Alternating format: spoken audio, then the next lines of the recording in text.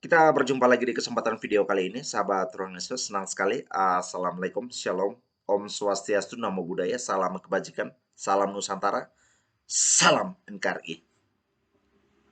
Dalam kesempatan kali ini, saya ingin menyoroti salah satu fenomena yang menurut saya sangat memprihatinkan sekali. Dan sedikit kita melihat ke belakang, pernah dari PDIP dan juga Partai Gerindra, waktu itu Ibu Megawati memilih Pak Prabowo Subianto sebagai wakil maju di dalam pencalon presiden. Kita masih ingat bahwa di masa itu, saya tidak tahu apa yang menjadi dasar uh, yang dipertimbangkan sampai akhirnya itu Pak Prabowo Subianto dipilih sebagai wakil berpasangan dengan Ibu Megawati Soekarno Putri. Kita tahu bahwa Pak Prabowo Subianto ini sering diisukan soal isu HAM, penculikan dan sebagainya. Tetapi ketika Pak Prabowo Subianto menjadi wakil dari Ibu Megawati maju di dalam pencalonan, hal itu tidak sama sekali diisukan dan juga digaungkan. Oke? Lalu kenapa sekarang Pak Prabowo Subianto maju sendiri di dalam pencalonan untuk 2024 ini? Para pendukung dari Pak Ganjar Pranowo mulai kembali mengangkat, mengisukan, membicarakan lagi soal isu HAM yang sering dikaitkan dengan Pak Prabowo Subianto.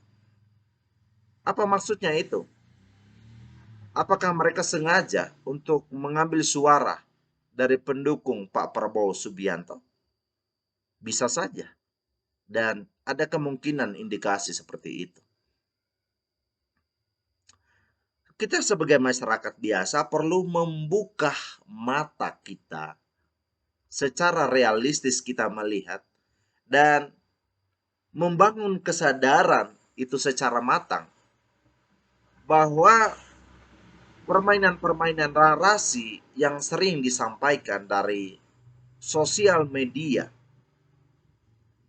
sebenarnya itu hanya bermaksud untuk mencari dukungan suara dari orang yang didukung. Tidak lain, tidak bukan. Saya juga dalam konteks ini menyampaikan tidak bermaksud untuk mendukung Pak Prabowo Subianto. Tetapi ini ada sebuah indikasi keprihatinan dan juga bagi saya sangat miris melihat keadaan yang demikian. Bertandinglah ide, bertandinglah visi misi. Ya. Jangan menghubungkan dengan sesuatu yang sebenarnya karena kita tidak mendukung dia, lalu kita melawan dia. Karena kita mendukung si A, lalu kita menjatuhkan yang lain. Bagi saya itu hal-hal yang sangat tidak mencerminkan demokrasi yang sehat dan juga tidak mencerminkan cara berpolitikan yang dewasa. Kalau mau terus dengan memprovokasikan hal-hal yang seperti itu, secara tidak langsung itu membuat didikan-didikan yang tidak baik bagi masyarakat kita.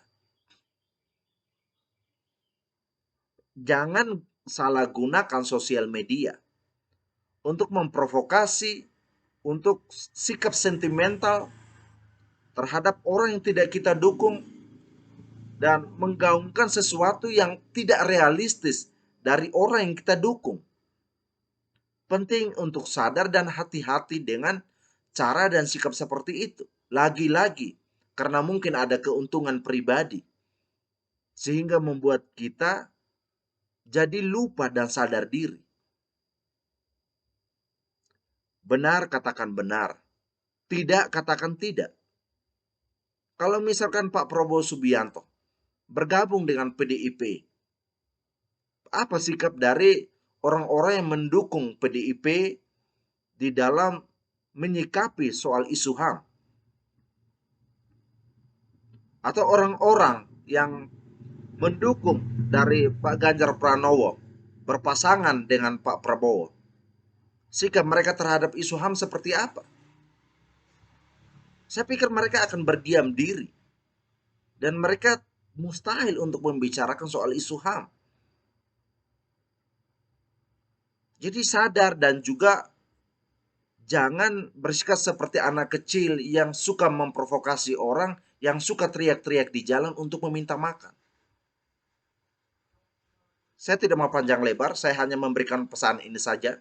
Kita sebagai masyarakat biasa, penting untuk berhati-hati menyikapi narasi-narasi yang begitu sangat liar sekali saat ini kita melihat di sosial media. Saya kira ini video yang singkat dalam kesempatan kali ini. Terima kasih semua sahabat Ring Issue sudah menonton video ini sampai selesai. Minta maaf kalau ada kata-kata yang tidak sopan dan tidak mendidik. Sekali lagi saya minta maaf, saya pamit undur diri. Salam NKRI.